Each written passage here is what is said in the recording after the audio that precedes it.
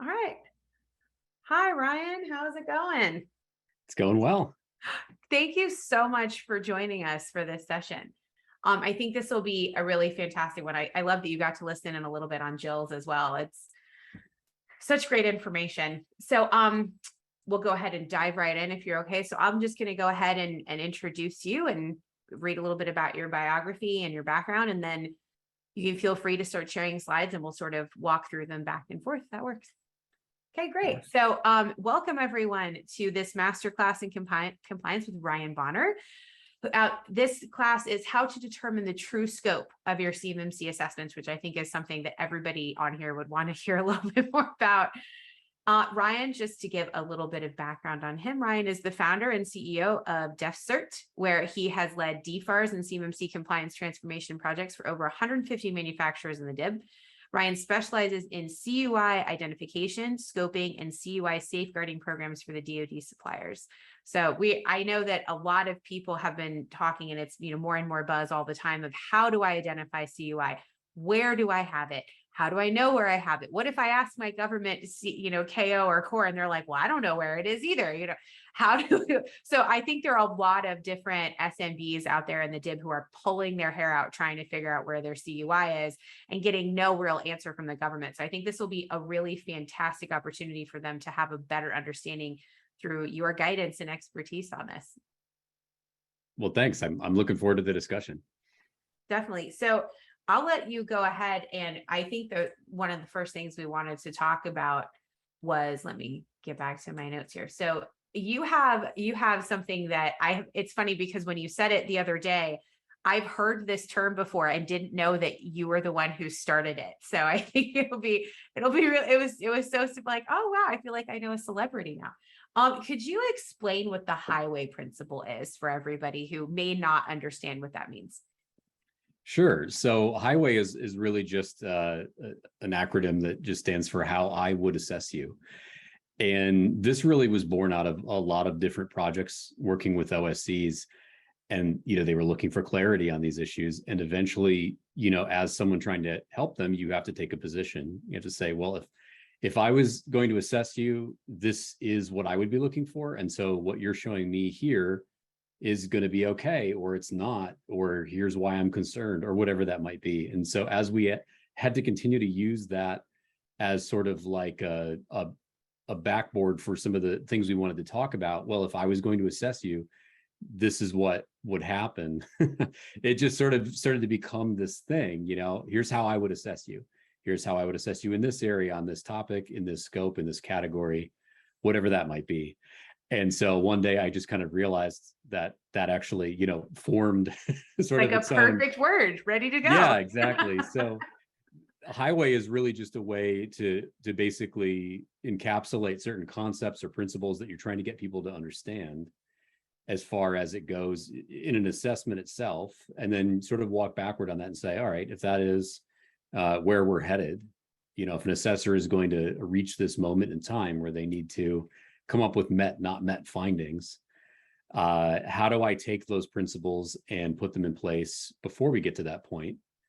And that's really, in our mind, a way that organizations, OSCs, and C3PAOs and lead assessors can, for lack of a better term, pre-communicate on expectations without violating any code of professional conduct or conflict of interest rules. Oh, I like that.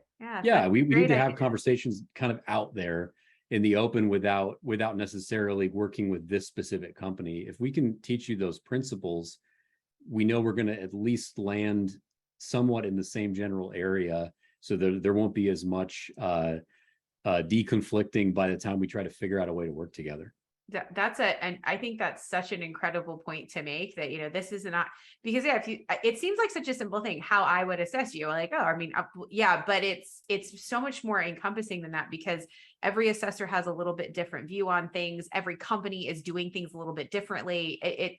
It's really important to have that sort of that label of, no, this is how I would assess you. This is how that would happen. These are the things that I would think would be met, not met, like you said, et cetera.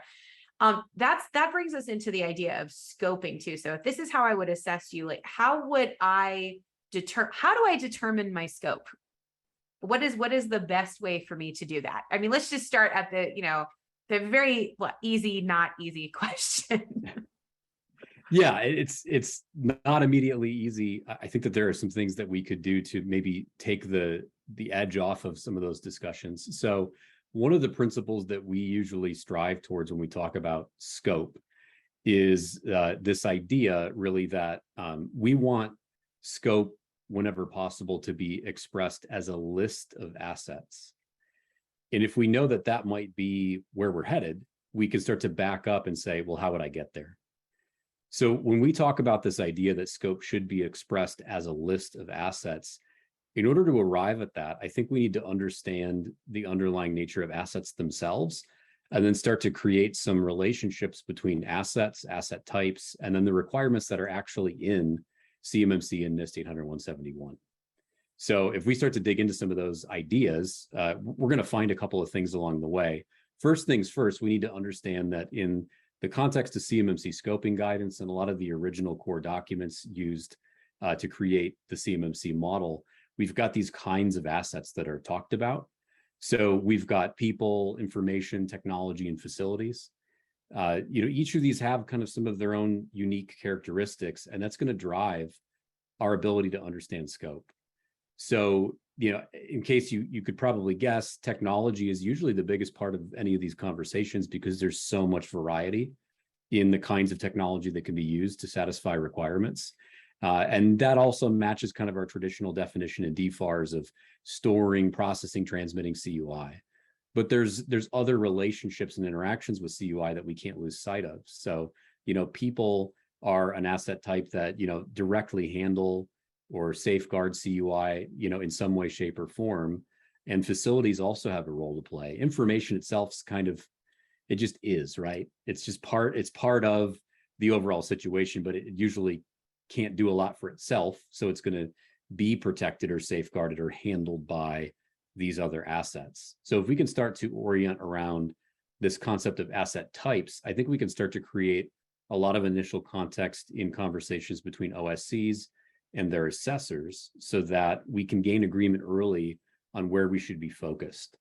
So usually when we get into these conversations, we want to take a look at some examples and start to understand how some of the core assets relate to these requirements. So you can see here off to the left, we've just got 3 assessment objectives out of the CMMC assessment guide. And then we've got these core asset types that we talked about. Again, we're omitting information for this example because information is sort of just there in the discussion.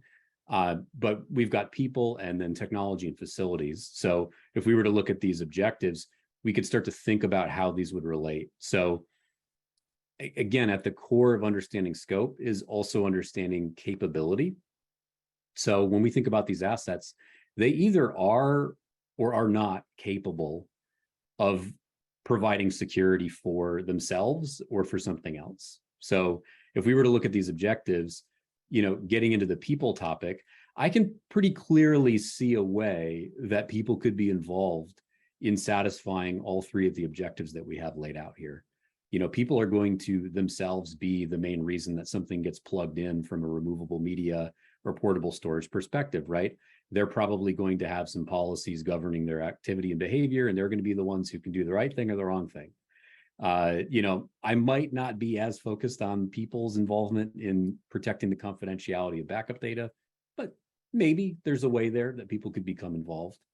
When we get into technology, I can also see technology playing a role with all of these objectives, right?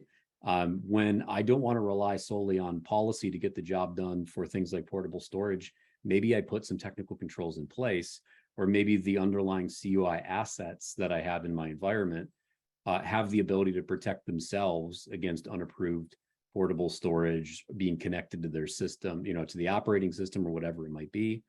And then obviously, as soon as we get into talking about, protecting backup data, things like that, I mean, encryption is going to be a big part of that discussion, logical access controls, things like that. So technology makes a ton of sense.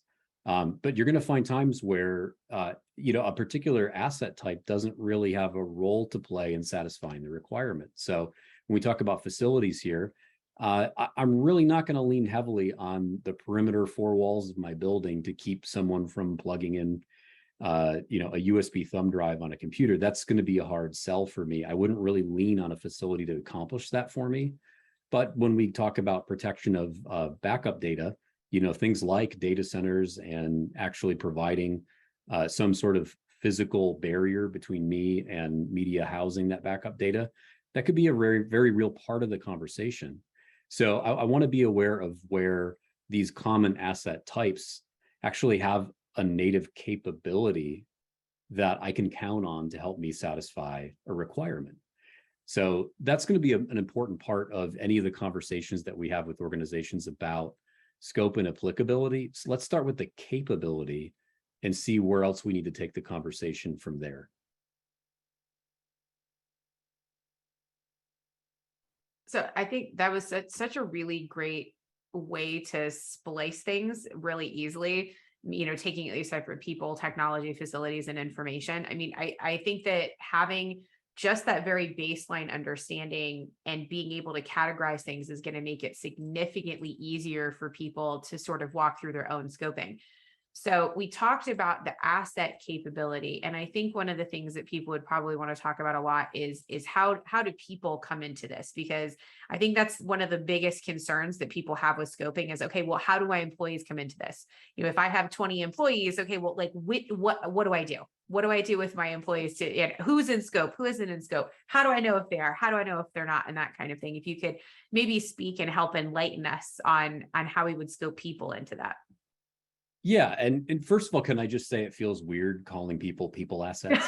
Just I don't know. I know, yeah, indeed. I feel marginally objectified when I say that, but at the end of the day, I think the biggest thing we need to be aware of when we start to bring people into the discussion from a scoping perspective is how are these people going to be interviewed in an assessment? It's a great point. So how do I use my understanding of scope to then forecast who's the best person to bring into a conversation with an assessor about certain requirements and certain objectives that I'm trying to meet?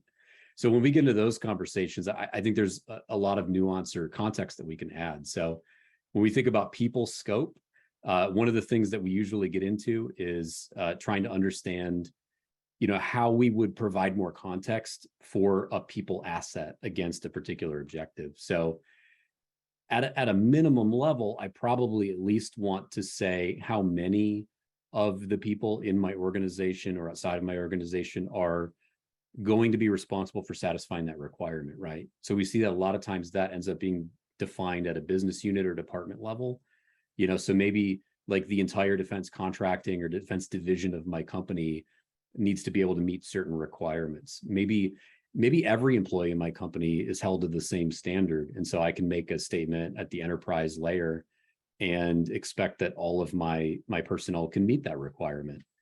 Maybe it's a really specialized team that's limited to certain IT operations or something like that. And so I'm going to lean on that particular team or department. I could take it further if I wanted to. We could get into individual roles. Roles are usually where we assign responsibilities. And when you read the CMMC assessment guide, it's talking a lot about interview methods, targeting someone with a particular responsibility. So if we know what kind of roles could be involved, even within teams or units or across departments, that's going to allow us to focus that effort more. And if we really wanted to, there's nothing stopping us in a conversation with the C3PAO or an assessor from naming a specific point of contact. A lot of times organizations feel like there's some sort of safety in like not playing their hand up front and saying like, we'll tell you when we're ready to have this conversation about a particular requirement, or trust me, we'll get the right person to you. I think it's really important to be able to say, you should talk to so-and-so on this specific topic, and then give the assessor the opportunity to either agree to that or not agree to that. When we talk about things like assessment scope and agreeing on that in a contract or an agreement to do an assessment with a C3PAO, we can add that kind of specificity if the C3PAO will agree to that. And there's a huge benefit that can come with that, which is being able to do capacity planning and scheduling for your interviews. So if you want to cut down on the amount of time that a C3PAO needs to spend on site with you and your organization or in interviews with your teams, you should be able to present a list and say, hey, if you go talk to Ellen, you're going to be able to knock out these 17 objectives. And then we can just batch process that rather than kind of bouncing around family by family. We can constitute these assessments in a way that makes sense for everyone. So I think that that is a big part of understanding the scope of the people involved. It's okay to add additional detail to this and understand who's directly responsible. So when we get into some of these other asset types, there's similar conversations that we can have for all of these. So, when we get into the technology scope, again, this is for the same 3 sampled objectives that we have here. We could use maybe some of the traditional infrastructure tiers that we see discussed at the agency level. So maybe we want to split up our understanding of assets at the network tier, inside of operating systems and applications themselves. This could even become a more extrapolated list. We'll see organizations pepper in different scopes of operating systems for servers and workstations. They'll bring in mobile devices. They'll bring in SaaS platforms and other cloud platforms in addition to the on-prem resources. You could have several columns here. It's totally up to you, depending on how complex your environment is. But what this would also allow you to do is, in response to an assessor saying, I believe technology assets are going to be used to satisfy this requirement, and I expect to be able to assess them, you can then push back and say, you're absolutely right. And I'm going to show you which ones we have implemented requirements inside of so that we can agree that this is going to be an appropriate scope. I haven't showed you my evidence list yet. I haven't showed you my proof yet. We're just agreeing on scope. So in those types of contexts, you can see for these requirements, I might not have a lot of network needs for satisfying these requirements for some of these objectives. Maybe I'm really only going to focus on backup integrity, confidentiality, when we're looking at something that's going over the wire for the network, and I'm going to use a site-to-site VPN and a firewall out to my redundancy site for that. But when we get into the operating system, we've got all sorts of conversations to have here. So maybe I want to list the unique operating systems that are in use in my organization where we've implemented these security settings that are going to, control the use of removable media. So maybe I've got some specific group policies in place, or an allow list of particular devices I'm going to allow to be plugged in. Maybe I just block USB mountable storage outright. Whatever that is, I should be able to name the assets that are unique to the organization and that layout in a specific scope so that everybody understands this is what we're going to show you when you come on site for that assessment or we begin the virtual assessment. Maybe in a particular case, we don't have anything in a particular scope. That's just as important as having something in the other areas, because it's going to allow us to gain agreement with the assessor that we're not going to be talking about that scope area and dial that out. This is where you're going to learn a lot about assessor bias. So an assessor is going to have kind of like this muscle memory they built up over the years in these certain areas. And this is an opportunity for them to say, well, like, what about, and then name a specific situation they're thinking of. And then we can get the cards out on the table and say, here, you're saying that doesn't apply in this situation, and here's why. Or, you know what, we didn't think about that. We're going to make sure that we have assessment proofs ready for you. We know we're doing something on that topic, but we didn't include it in our scope. We'll get that dialed in and then agree on a final scope as a result.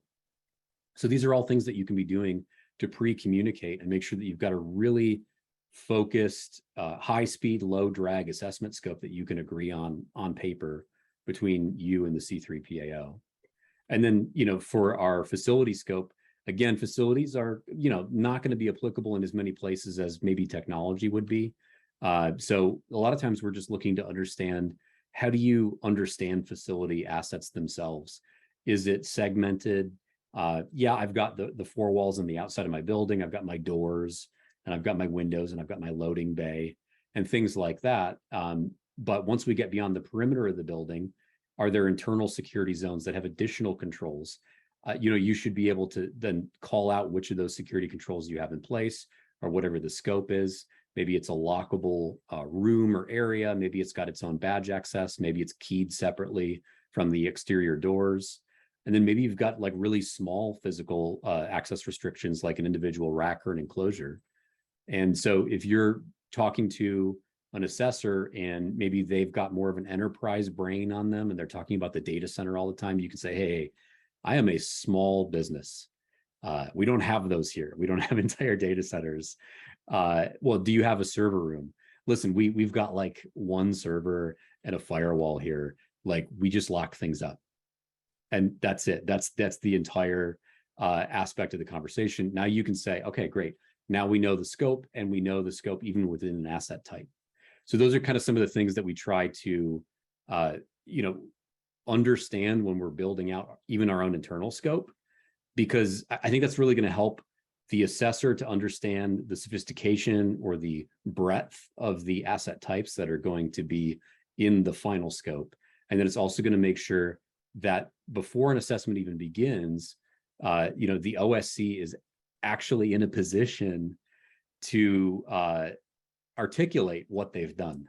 It's not going to be these flat, brittle, single audit-proof situations where then the assessor is just going to go, well, what about? And then the whole thing falls apart. Right. I'm sure that C3POs want to avoid that as well. I think everybody wants to avoid that, right? I love that this just making it very easy, right? Well, as easy as anything in an assessment can really be, right? But saying, okay, this is, what am I doing with people? How does this control affect the people involved? How does this control affect technology, and facilities, et cetera? So if you could go into a little bit of the applicability of this, I know that was something that I thought was really interesting, that the way that people can apply this information, for themselves. If I'm sitting on this call right now thinking, man, this is a great idea, I have no idea how to get started.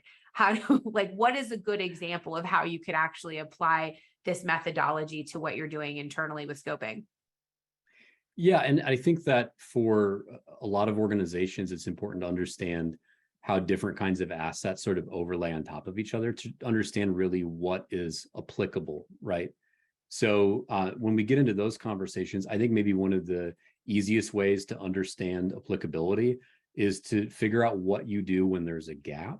So maybe we could just kind of like rough that out a little bit. I think that'll maybe help just add another skim layer of detail, I guess, onto the overall discussion. So when we think about gaps, going back to our original forecast, if you will, of based on the capability of assets where assessors are going to expect to see something implemented, which is the root of our applicability, right? So if I'm assuming that technology is going to be used to solve all of these requirements that we have in this example, we had our original example, right? And I specifically focused on things that tend to be CUI assets here that actually store, process, transmit the CUI itself, because that's always going to be the first layer of asset identification and assignment that we want to do. But what happens when a CUI asset is not capable of satisfying a requirement for itself? It doesn't have that security capability, and it's going to need to get that from somewhere, right? So in those cases, we're running into a gap, basically. Maybe my operating systems weren't set up to control portable storage and USB drives and things like that. Maybe I have no intent to do that because of organizational business needs or whatever that might be. So normally we would just be running into a gap, and then we shouldn't proceed with the assessment because we know we're going to have not met findings. So this is where, and we've talked about this, on social media and other places, security protection assets come into play. So security protection assets usually are going to step in and they're going to do something for the CUI asset that it can't do for itself. So in this case, I'll just give you an example here.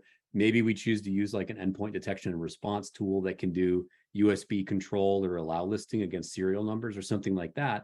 And now suddenly we know that, hey, if it's not on the allow list, which is of course an organizationally controlled device, it's just not going to work. So now all of a sudden I've got this security protection asset, this external tool that I install on the operating system that provides a security capability. And sort of when we go to land that asset applicability to this area, now we have an answer. And I think this is really a big thing that a lot of organizations miss when they try to understand scope. They will get these really flat, unhelpful answers like that EDR platform over there. That's in scope. We In think, scope for sure. what? Sure, why not? So, we've got these two scopes described in this 800-171. You've got CUI assets themselves, and you've got the SPAs that protect them, right? So when an SPA does something for your environment that is noteworthy, that's actually worth writing down in something like this exercise, now you know that you've stumbled upon something that is in scope to be assessed. You need it to be assessed because how it is utilized has a huge impact on whether you get a met or not met finding to cover over a deficiency in a CUI asset itself. So I think that is really something that organizations need to understand when we get into these conversations. If you went through this exercise, like we just talked about, across these different scopes of asset types, your people assets, your technology assets, your facility assets, you might end up with just like a simple list like this. And this is what we would call something like an applicability matrix. So I can go through and say, how many times did I name the firewall or that EDR tool in these exercises? Well, those are the requirements where I'm going to be able to describe the implementation to you in an assessment. So now I can go to a C3PAO and give them this applicability matrix and say, hey, speak now or forever hold your peace. This is every asset across people, technology, and facilities, including my security protection assets that I am using to satisfy that requirement. If you want to give that list the stink eye because you think I should have another item on that list, or you don't understand how I could have possibly used that asset of that name to satisfy that requirement, let's get this out of the way now, because I don't want to find out about your bias or your opinions in the assessment. I want this to be a go, no go before we get under contract. So however you want to work through that with the assessor, if you've got these tools, then you have a way to pre-communicate with the assessor without necessarily giving them your evidence list, without giving them your self-assessment, without having them go through like these really labor-intensive processes to find out if they can even work with you. You can give them these very pointed artifacts that don't necessarily put them in a position where they have to consult with you, but they can basically just say, I don't find that list of applicable assets to be adequate for this requirement based on what we understand about the security capabilities of the environment or what you've told us about your environment. We're either going to need additional examples or this won't pass. I think that's such a wonderfully simple and direct way to get to a point where you can, like you said, you can have that conversation without having that conversation in the beginning. And you really can end up saving yourself time, money, and a whole lot of frustration, I would imagine, if you just make sure to sort of scope it out that way. I think that's such a great idea. And we are right about at the end of our time. But I just wanted to say, Ryan, again, thank you so much. It's always a pleasure to talk to you. This has been very enlightening. I'm sure it's been extremely good for all of the people in our audience today too. But so I'm going to go ahead and turn it back over to our next group of panel. And again, Ryan, thank you so much.